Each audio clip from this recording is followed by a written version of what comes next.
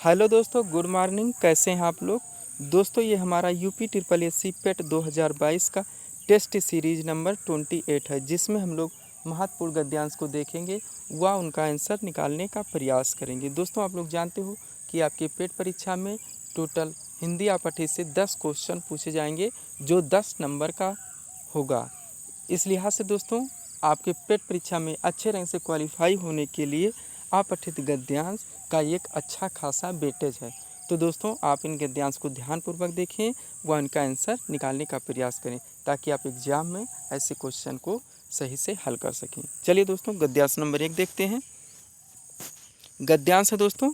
गद्यांश पढ़ने का मतलब होता है दोस्तों कि आप एक दृष्टि में कॉन्सेंट्रेट होकर पूरा गद्यांश पढ़ जाएं, महत्वपूर्ण शब्द को अंडरलाइन करें, फिर तुरंत आंसर क्वेश्चन पढ़ें और उनका आंसर निकालने का प्रयास करें।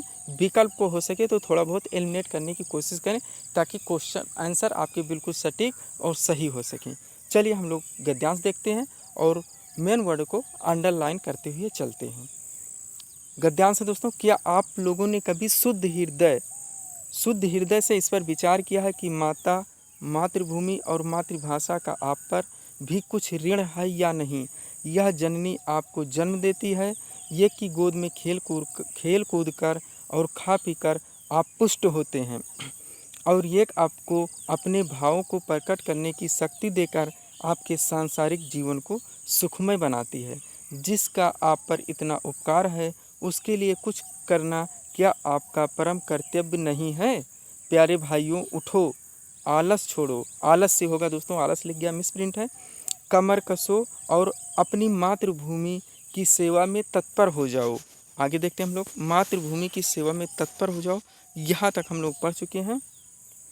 आगे है, अपने को मातृ ऋण से मुक्त करो, संसार में सपूत कहलाओ और मातृ सेवकों में अपने कीर्ति छोड़ जाओ।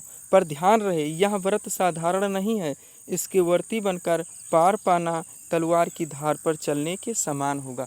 ये हमारा शीर्षक था दोस्तों, जिसमें मातृभूमि, मातृभाषा के प्रति अपने कर्तव्य, अपने दायित्व को निभाने के लिए कहा गया है कि आप उठो, आलस छोड़ो, कमर कसो, और जिन्होंने आपके लिए इतना किया, आपका भी दायित्व बनता है कि उनके प्रति कुछ करें। लेकिन लास्ट में बात कही गई दोस्तों कि पर ध्यान रहे, यह व्रत साधारण नहीं है, इसके वर्ती बनकर पार पाना तलवार की धार पर चलने के समान होगा। यानी कठिन होगा, कष्टप्रद होगा आपको भी उनके प्रति अपने दायित्व निभाने में। ये हमारा दोस्तों पैराग्राफ था।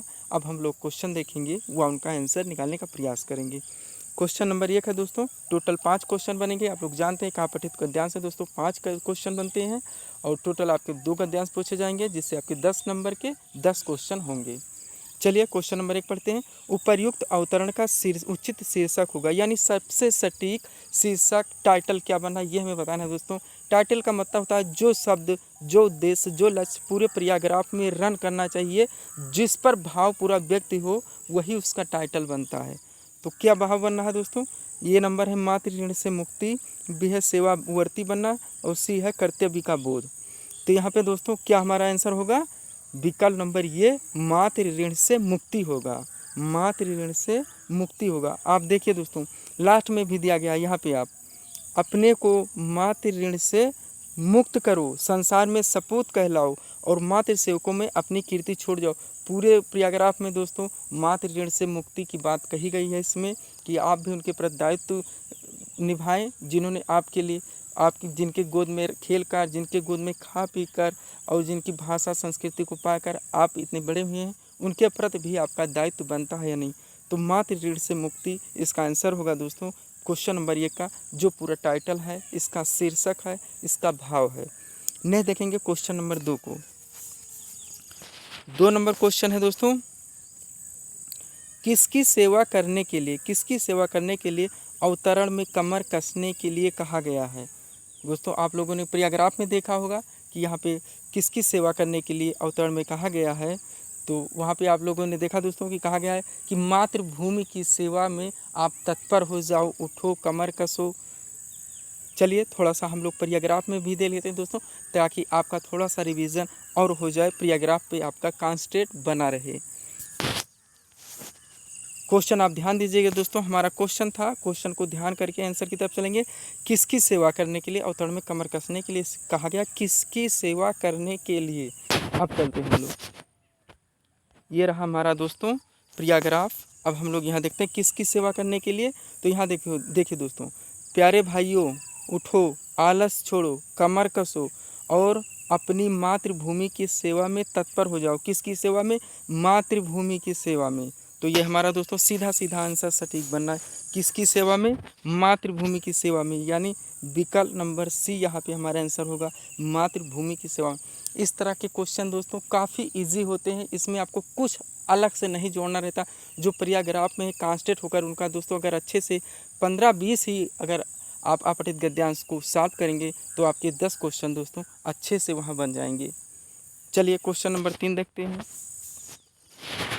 उपर्युक्त गद्यांश में, क्वेश्चन नंबर 3 दोस्तों, उपर्युक्त गद्यांश में कुछ करने को कहा गया है, इस कुछ से लेखक का क्या अभिप्राय है, ये हमारा क्वेश्चन नंबर 3 है। तो क्या है दोस्तों, क्या करने के लिए कहा गया। अभी हम लोगों ने क्वेश्चन नंबर 2 में सॉल्व किया इस क्वेश्चन को दोस्तों, ठीक वही है। यह लक्ष्य के बारे में पूछा जा रहा है। तो दोस्तों किसकी, मातृभाषा की सेवा करने के लिए। विकल्प के अनुसार हमारा आंसर बनेगा दोस्तों मातृभाषा की सेवा करने के लिए। उपर्युक्त गद्यांश में कुछ करने को कहा गया है, तो क्या करने के लिए, मातृभाषा की सेवा करने के लिए। नेक्स्ट देखेंगे क्वेश्चन नंबर 4, तलवार पर की धार पर चलने से क्या अपराध दोस्तों। जो लास्ट में हम लोगों ने देखा कि इसकी सेवा वर्ती बनना आसान नहीं है, इस पर चलना तलवार की धार पर चलने के बराबर होगा, यानी कठिन होगा, कष्टप्रद होगा, ऐसा भाव वहाँ से दोस्तों शीर्षक में व्यक्त किया जा रहा है आपके पैराग्राफ में। तो हम लोग दोस्तों क्वेश्चन आंसर देखते हैं। अपने को संकट में डालना, ऐसा नहीं दोस्तों इसका अभिप्राय है। वर्ती को भयभीत भी नहीं करना, सीधा हमारा आंसर यहाँ मिल जाता है दोस्तों, कष्ट साध्य होना, यानी तलवार की धार पे चलने के बराबर होगा, अगर आप भी उनके प्रति कुछ दायित्व रखेंगे तो। नहीं देखेंगे क्वेश्चन नंबर 5 नंबर क्वेश्चन दोस्तों, किसकी गोद में खेल कर और खा पी कर हम पुष्ट हुए हैं, ये पूछा जा रहा है दोस्तों। तो किसकी गोद में, मातृभूमि की गोद में खेल कर, खा कर, खेल कूद कर, खा पी कर हम पुष्ट हुए हैं, यानी विकल्प नंबर ये हमारा आंसर होगा मातृदायी। ऐसा पैराग्राफ में आया नहीं है दोस्तों। मातृभाषा से तो हमारे दोस्तों के संचार माध्यम वहाँ दिखाया गया है कि आप बोल कर, तो यहाँ नहीं दोस्तों खेल कूद कर और खा पी कर पूछा जा रहा है। तो हमारा आंसर होगा दोस्तों विकल्प नंबर ये, मातृभूमि की गोद में। इस तरह से दोस्तों हम लोगों ने अभी एक पैराग्राफ को सॉल्व किया है दोस्तों। हमारे क्वेश्चन और आंसर बहुत सटीक बैठ रहे हैं। उम्मीद है दोस्तों आप लोग भी सहजतापूर्वक इनको सॉल्व कर चुके होंगे। तो चलते हैं दोस्तों दूसरे पैराग्राफ पे। दोस्तों आपको अगर हमारा वीडियो पसंद आए तो हमारे चैनल शिव कृपा क्लासेस को सब्सक्राइब करें, वह चैनल को शेयर और लाइक ज़रूर करें। चलते हैं दोस्तों क्वेश्चन नंबर 2, गद्यांश नंबर 2 पर। फिर दोस्तों इस गद्यांश को ध्यानपूर्वक कॉन्सेंट्रेट होकर पढ़ते हैं और इनका आंसर निकालने का प्रयास करते हैं। क्या है दोस्तों हमारा गद्यांश, एक माँ अपने बच्चों को भोजन के अंत में, एक माँ अपने बच्चों को भोजन के अंत में फलाहार हेतु कुछ बेर लाई, बेर मेज पर रख दिए। बंटी ने पहले कभी बेर नहीं खाए थे, कभी बेर खाए नहीं थे। उनकी महक उसको अच्छी लग रही थी, वह लगातार उनकी ओर टकटकी लगाए हुए था। वह बार बार उनके पास जाता और उनको चखने का उपाय सोचता। एक बार जब कोई भी उस कमरे में न रहा तो उसने एक बेर उठा लिया और गटक गया, यानी खा गया। माँ ने बेरों की गिनती पहले ही कर ली थी। भोजन के समय जब उसने देखा कि बेर कम हैं, आगे देखते हैं दोस्तों, यहाँ तक हो गया हमारा। भोजन के समय जब उसने देखा कि बेर कम हैं, आगे तो उसने अपने पतिदेव से इसके बारे में बतलाया। पिता ने सब बच्चों से पूछा कि तुम में से किसने बेर खाया है, परंतु सभी ने उत्तर नकारात्मक दिया कि मैंने नहीं खाया है। मतलब अंत में गुत्थी सुलझाने का, यानी उसको दोस्तों कि किसने खाया है ये समझने का उन्होंने प्रयास किया। पैराग्राफ जब भी पढ़ें दोस्तों पूरी तरह से कॉन्सेंट्रेट रहें और पैराग्राफ को समझते हुए चलें अपनी भाषा में। सुलझाने का एक उपाय सूझा। उसने कहा कि यदि किसी ने बेर चुरा कर खाया है तो कोई, ये तो होगा दोस्तों, तू नहीं होगा, मिस प्रिंट है, तो कोई ख़ास बात नहीं। लेकिन जिसने बेर कभी नहीं खाया है वह उसकी गुठली भी निगल जाएगा और परिणाम स्वरूप होगा दोस्तों, उसकी मृत्यु हो जाएगी। ये उसका उपाय था दोस्तों। सोचा। यह सुनकर बंटी घबराया और कहने लगा कि मैंने तो गुठली बाहर थूक दी थी। इस पर सब लोग हंस पड़े, यानी पोल खुल गया कि बैर किसने खाया है। जबकि बंटी नौ नौ आंसू रोने लगा, यानी तेज तेज से वो रोने लगा। ये हमारा विकल्प है दोस्तों। माँ ने बेर लाया, बेर रख दिया, सब बच्चों को देना चाहती थी भोजन के अंत में। बेर उन्होंने गिन के रखे थे। जब बाद में गई दोस्तों उसकी माँ ने, तो उन्होंने देखा एक बेर कम है, तो उन्होंने दोस्तों पूछा सबसे बच्चों से, तो सब बच्चों ने ना का जवाब दे दिया कि मैंने नहीं खाया। लास्ट में दोस्तों उन्होंने अपने पति से बताया, तो पति ने दोस्तों ये कि किसने खाया ये सुलझाने के लिए एक उपाय सूझा। उन्होंने कहा कि बेर खाया तो कोई बात नहीं, लेकिन जो कभी भी नहीं खाया है वो अगर खाया होगा तो उसकी गुठली भी निगल गया होगा, जिसके परिणामस्वरूप उसकी मृत्यु हो जाएगी। तो यह सुनकर दोस्तों वह बोला, कौन? जिन्होंने खाया था बेर को, बंटी ने। उन्होंने कहा कि मैंने गुठली बाहर ही थूक दी थी। इस तरह से दोस्तों पता लग गया कि बेर किसने खाया है। ये सुनकर पूरे परिवार हंसने लगे और वह डरकर दोस्तों नौ नौ आंसू रोने लगा। ये हमारा पैराग्राफ है दोस्तों। इस तरह से हम लोग पैराग्राफ को पढ़ें और उनकी समझ हमें आ जानी चाहिए दोस्तों, तभी हम फटाफट क्वेश्चन देखकर और उनका निश्चित सही आंसर करने में सफल हो सकते हैं। चलिए क्वेश्चन देखते हैं दोस्तों। क्वेश्चन नंबर 1 है हमारा, माँ बेर क्यों लाई थी। क्वेश्चन नंबर 1 है दोस्तों, माँ बेर क्यों लाई थी। तो क्यों लाई थी दोस्तों? क्योंकि वह बेरों को भोजन के बाद बच्चों में बांटना चाहती थी। विकल्प नंबर सी, भोजन के बाद। अभी दोस्तों हम लोगों ने पैराग्राफ में भी देखा और दोस्तों इस पर बात भी किया, क्योंकि वह बेरों को भोजन के बाद में बच्चों में बांटना चाहती थी। चलिए थोड़ा सा पैराग्राफ पर भी देख लेते हैं, ताकि सही लोगों का पैराग्राफ पे कॉन्सेंट्रेट पूरी तरह से बना रहे। तो क्वेश्चन क्या था दोस्तों? माँ बेर क्यों लाई थी, और आंसर था क्योंकि वहाँ बेरों को भोजन के बाद बच्चों में बांटना चाहती थी। चलिए पैराग्राफ पे चलते हैं।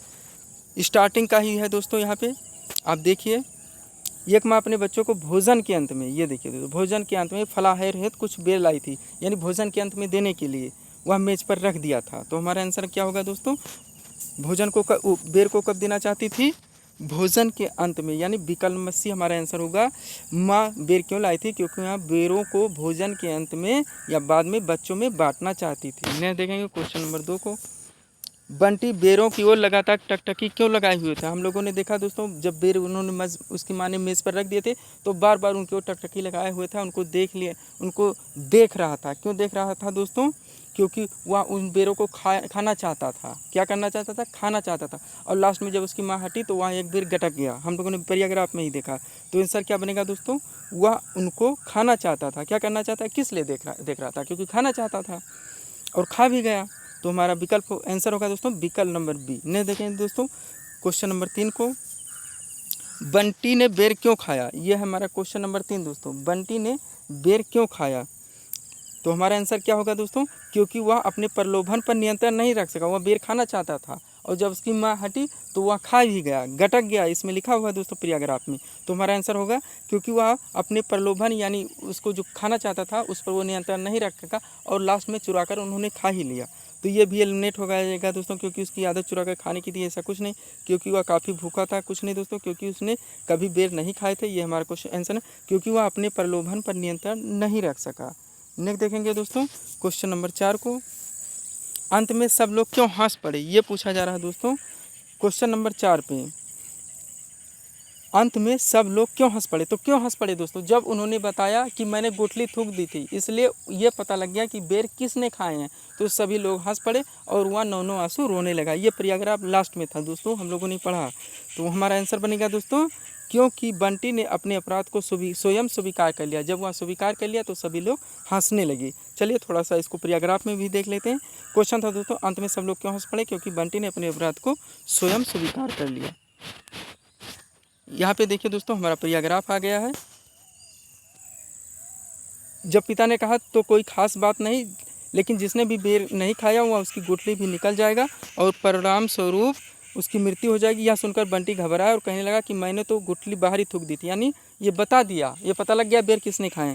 इस पर सब लोग हंस पड़े, जबकि बंटी नौ नौ आंसू रोने लगा। तो सब लोग हंस पड़े क्यों? क्योंकि बंटी ने बता दिया कि बेर मैंने ही खाए हैं। चलिए क्वेश्चन पे चलते हैं।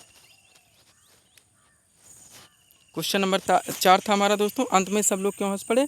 क्योंकि बंटी ने अपने अपराध को स्वयं स्वीकार कर लिया। उन्होंने बता दिया कि बेर मैंने ही खाया है। नेक्स्ट क्वेश्चन नंबर 5, टकटकी लगाने का क्या अर्थ है, ये पूछा जा रहा है दोस्तों। क्वेश्चन नंबर 5 में टकटकी लगाने का क्या अर्थ है, तो क्या अर्थ था दोस्तों, ध्यानपूर्वक देखना। किसी चीज़ पर टकटकी लगाने का क्या अर्थ होगा, उसको ध्यानपूर्वक देखना, पूरी कॉन्सेंट्रेट होकर उसी पर नज़र रखना।